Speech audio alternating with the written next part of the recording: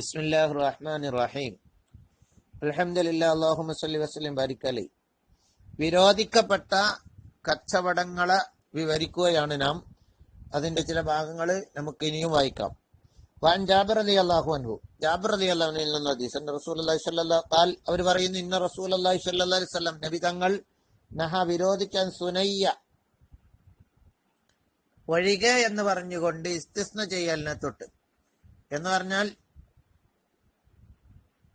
ഒരു കൂമ്പാരം കാട്ടിക്കണ്ട്, അല്ലെങ്കിൽ ഒരു ഈത്തപ്പഴ കൂമ്പാരം കാട്ടിക്കണ്ട് ഇതിൽ നിന്ന് 3 സ്വായിക, അപ്പൊ ഇത് എത്ര ഉണ്ട് എന്നൊരു കൃത്യത ഉണ്ടാകൂല. അപ്പൊ എത്രയാണെന്ന് അളവറിയാതെ കച്ചവടം ചെയ്യുക.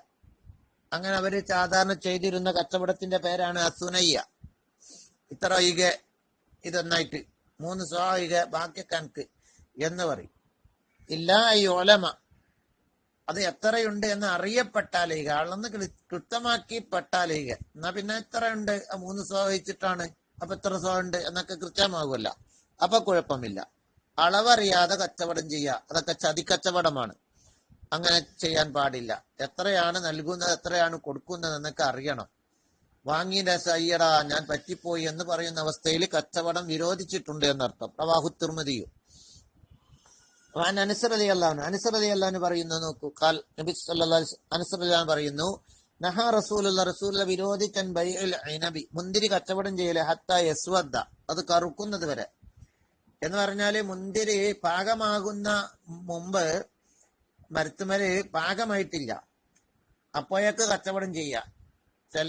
ചിലരൊക്കെ ഉണ്ടല്ലോ, പാകമാകണ മുമ്പ് അണ്ടി കച്ചവടം ചെയ്യും മരത്തുമ്പം തന്നെ. അപ്പൊ യഥാർത്ഥത്തില് എന്തായാലും പാകമായതിനു ശേഷം അളന്ന് തിട്ടപ്പെടുത്തി കച്ചവടം ചെയ്യേണ്ടതാണ്. പാകമാകണ മുമ്പേ കച്ചവടം ചെയ്താൽ പിന്നീട് പാകമായതിനു ശേഷം അത് എത്രമാത്രം പാകത വരും, ഏതെല്ലാം നശിച്ചു പോകും എന്നൊന്നും വെളിപ്പെടുത്തം കിട്ടൂല. നശിച്ചാൽ ഇല്ലെങ്കിലൊക്കെ വാങ്ങേണ്ടി വരും. ആ കോലത്തിൽ പാകമാകണ മുമ്പേ കച്ചവടം ചെയ്യാൻ പാടില്ല. പാകമായതിനു ശേഷമാണ് കച്ചവടം നടക്കേണ്ടത്. അപ്പോഴത് അതിന്റെ അളവൊക്കെ കൃത്യത്തിന് കിട്ടുള്ളൂ, ഏതൊക്കെ കേട് വന്നത് നല്ലത് എന്നൊക്കെ വേർതിരിക്കുള്ളൂ. വൻ ബൈഅൽ ഹബ്ബി, ധാന്യം കച്ചവടം ചെയ്യലിനെ തൊട്ട് വിരോധിക്കാത്ത ഇഷ്ടത, അത് കട്ടിയാകുന്നത്. ധാന്യങ്ങൾ കട്ടിയാവലാണ്. അപ്പൊ കട്ടിയാകുന്നതിന് മുമ്പ് വിൽപ്പന നടത്താൻ പാടില്ല.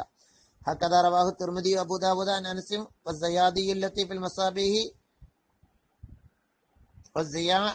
ഇവരൊക്കെ റിപ്പോർട്ട് ചെയ്തിട്ടുണ്ട്. വസ്സയാദത്തു ലത്തി ഫിൽ മസാബിഹി വഖൗലുഹു നഹാം ബൈഇ തംരി ഹത്താ തസ്ഹുവ. വസ്സയാദത്തു, കൂടുതൽ വർധനവുണ്ട്, മസാബിഹ് എന്ന കിതാബിൽ. അതെന്താണ്? ഈത്തപ്പഴം വിൽക്ക, അത്താത്തസുഹുവ, അത് നല്ല പാകമാകുന്നത് വരെ വിൽക്കലിനെ വിരോധിച്ചു. പാകമായതിനു ശേഷമേ വിൽക്കാൻ പാടുള്ളൂ. ഇന്നമാ സബത ബി റിവായത്തി ഇബ്നു ഉമർ ഖാല നഹാൻ ബൈഇൻ നഖ്ലി അത്താത്തസുഹുവ. നഖൽ, അതായത് ഈത്തപ്പനയിലുള്ള ഈത്തപ്പഴം, അത് പാകമാകുന്നത് വരെ വിൽപ്പന നടത്തലിനെ വിധങ്ങൾ വിരോധിച്ചു. ഖാല തുർമിദി അദാ ഹദീസുൻ ഹസനുൻ ഗരീബ്, ഹസനായ ഹദീസാണെന്ന് പറഞ്ഞു. ഇനി നിങ്ങൾ നോക്കുക, ഇബ്നു ഉമർ റളിയല്ലാഹു അൻഹു, ഇബ്നു ഉമർ റളിയല്ലാഹു അൻഹുവിൽ നിന്ന് നബി സല്ലല്ലാഹു അലൈഹി വസല്ലം തങ്ങൾ അൻ ബൈഇൽ കാലി ബിൽ കാലി, അവധി നിശ്ചയിച്ച് അവധി കച്ചവടം ചെയ്യാൻ വിരോധിച്ചു. അത് പണ്ഡിതന്മാരായ അത് എന്താണെന്ന് വിവരിച്ചിട്ടുണ്ട്. ഒരു സാധനം ഇത്ര അവധിക്ക് പൈസ തരാറിഞ്ഞ് വാങ്ങും. അങ്ങനെ ആ സാധനം കണ്ട് വാങ്ങും, പൈസ പിന്നെ കൊടുക്കും. പക്ഷെ ആ അവധി എത്തുമ്പോ എന്ത് പറയും? അത് വീട്ടാന് അവന്റെ കയ്യിൽ പൈസ ഞങ്ങള് അടുത്ത മാസം തരാ, ഒരു അവധി നീട്ടും. അപ്പൊ കുറച്ച് വർധനവും കൊടുക്കും, കൂടുതൽ വർധനവ്. അങ്ങനെ അവധി പറഞ്ഞ് നീട്ടി വർദ്ധിപ്പിച്ച് അപ്പൊ അതിനനുസരിച്ച് പണവും വർദ്ധിപ്പിക്കുക. അപ്പൊ ആദ്യം പറഞ്ഞ കച്ചവടത്തെക്കാൾ അവധി പറയുന്നതിനനുസരിച്ച് പണം കൂട്ടുക. അങ്ങനെ കൂട്ടി അവധി നീളുന്നതിനനുസരിച്ച് പണം വർദ്ധിക്കും. ഇന്ന് അതേപോലത്തെ കച്ചവടം നടക്കുന്നുണ്ടോ? അതാണ് അൽ കാലി ബിൽ കാലി, അവധി പറഞ്ഞ അവധിക്ക് കച്ചവടം ചെയ്യുക. അത് വിരോധിച്ചു. അംർ ഷുഐബ് അവരുടെ വല്യപ്പയെ തൊട്ട് ഖാൽ, അവർ പറയുന്നു, നഹ റസൂലുള്ളാഹി സ്വല്ലല്ലാഹു അലൈഹി വസല്ലം ബൈഇൽ ഉർബാൻ കച്ചവടവും തങ്ങൾ വിരോധിച്ചു. അതിന് പണ്ഡിതന്മാര് പറഞ്ഞത്,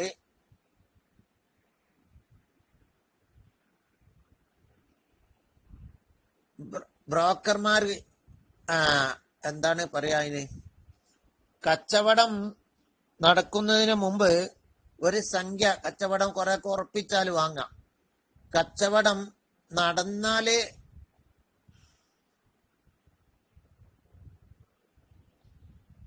അത് ആ സംഖ്യ ഓക്കെയാകും. കച്ചവടം നടന്നില്ലെങ്കിലും ആ സംഖ്യ തിരിച്ചു കൊടുക്കൂല. കച്ചവടം നടന്നില്ലെങ്കിലും ആ സംഖ്യ തിരിച്ചു കൊടുക്കൂല. അങ്ങനെ കച്ചവടം ഇന്ന് നടക്കുന്നുണ്ട്. സാധാരണ കച്ചവടം ചെയ്ത ഒരു സംഖ്യ കൊടുക്കും ഉറപ്പിക്കുന്നുള്ള അടയാളത്തിന്. കച്ചവടം പൊളിഞ്ഞാലും ആ സംഖ്യ തിരിച്ചു കൊടുക്കൂല. അത് വിരോധിച്ചിട്ടുണ്ട് എന്നാണ് പറയുന്നത്. റവാഹു മാലിക്കുൻ അബൂദാവൂദ് ഇബ്നു മാജ. ഇനി വഅൻ അലി റളിയല്ലാഹു അൻഹു, അലി റളിയല്ലാഹു അൻഹു പറയുന്ന ഹദീസ്, ഖാൽ നഹ റസൂലുള്ളാഹി ബൈഇൽ മുൽതരി, നിർബന്ധിപ്പിച്ച് കച്ചവടം ചെയ്യാൻ തൊട്ട് നബി തങ്ങൾ വിരോധിച്ചു. നിർബന്ധിപ്പിച്ച് കച്ചവടം ചെയ്യാം, ആ പൊരുത്തപ്പെട്ട് ചെയ്യണം. ഒരാളെ കയ്യിലുള്ള സാധനം മറ്റാൾ വാങ്ങല്ലേ, ബട്ട് അയാൾ ഉപയോഗിക്കല്ലേ. അപ്പൊ അയാൾ പൊരുത്തപ്പെട്ട് തന്നെങ്കിലേ വാങ്ങാൻ പാടുള്ളൂ. അല്ലാതെ നിർബന്ധിപ്പിച്ച് വാങ്ങിപ്പിച്ച് വിൽക്കടാന്ന് പറഞ്ഞ് വിൽപ്പിച്ച് അത് പാടില്ല. വമ്പയിൽ കുറെ ചതി വരുന്ന എല്ലാ കച്ചവടങ്ങളും നബി തങ്ങൾ വിരോധിച്ചു. വമ്പയി സമറത്തെ കബല തെതിരിക്ക, പഴങ്ങൾ അത് പാകമാകുന്നതിന് മുമ്പ്, തെതിരിക്കാറിന് പാകമാകാനാണ് ഉദ്ദേശം, വിൽപ്പന നടത്തല് വിരോധിച്ചു. കാരണം പാകമാകോ ഇല്ല കേടരോ ഇല്ല എന്നൊന്നും അറിയില്ല. ഇനി അനസ് റളിയല്ലാഹു അൻഹു അന്ന റജുലൻ മിൻ കിലാബിൻ, കിലാബ് കബീലയിൽപ്പെട്ട ഒരു മനുഷ്യൻ, സഅലൻ നബി അൻ അസ്ബിൽ ഫഹ്ലി, കൂറ്റൻ മെതിച്ച് പൈസ വാങ്ങാൻ പറ്റുമോ? കൂറ്റൻ കയറുന്നതിന് ഇത്ര പൈസ എന്ന് പറഞ്ഞ് പൈസ വാങ്ങാം, അതിന്റെ ആ വെള്ളത്തിന് അത് പറ്റുമോ? ഫനഹാഹു, നബി തങ്ങൾ അത് പാടില്ല എന്ന് പറഞ്ഞു. കാരണം എന്തുകൊണ്ട്? അത് ഗർഭിണി ആക്കി വെക്കണോ ഇല്ലേ എന്നൊന്നും അറിയില്ല. അതുകൊണ്ടാണ്. അവിടെ എന്താ നടന്നതെന്ന് നമുക്കറിയില്ലല്ലോ. അവിടെ എന്തോ സംഭവം നടന്നു എന്നല്ലാതെ കൃത്യമായിട്ട് ആ കൈമാറ്റം നടന്നിക്കണോ എന്നറിയില്ല.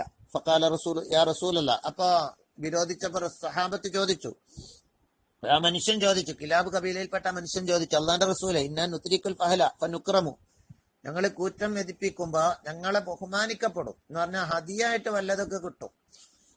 എന്നും ചിലപ്പോ നമ്മളെ നാടുകളിൽ നടക്കുന്നുണ്ട്. ഫറഖസലഹു ബിൽ കറാമ, ബഹുമാനിച്ചു കൊടുക്കുകയാണെങ്കിൽ കുഴപ്പമില്ല എന്ന് നബി തങ്ങൾ ഇളവ് നൽകി. റവാഹു തുർമുദി. ഫാൻ ഹക്കീം ബിൻ ഹിസാം റളിയല്ലാഹു അൻഹു, ഹക്കീം ബിൻ ഹിസാം റളിയല്ലാഹു അൻഹുവിൽ നിന്നുള്ള ഹദീസ്, നഹാനി റസൂലുള്ളാഹി നബി അമാലൈസ ഇൻദി, നബി തങ്ങൾ എന്നെ വിരോധിച്ച നബി ഞാൻ വിൽപ്പന നടത്തലിനെ തൊട്ട്, മാലൈസ ഇൻദി, എന്റെ കയ്യിലില്ലാത്ത വസ്തു, എന്റെ അടുക്കൽ ഇല്ലാത്തൊരു വസ്തു എങ്ങനെ വിൽപ്പന നടത്തുക? അപ്പൊ തന്നെ എന്റെ അധികാരത്തിൽ വന്നിട്ടില്ല, ഞാൻ പോയി വാങ്ങിയിട്ട് കൊണ്ടുവരണ്ട്, അത് അപ്പൊ തന്നെ വിറ്റുന്ന്, അങ്ങനെ പറ്റൂല. വാങ്ങിയിട്ട് വന്നിട്ട് വിൽക്കാം. റവാഹു തുർമുദി ഫി റിവായത്തുല്ലഹു അലി അബീ ദാവൂദ് വന്നസായി ഖാല,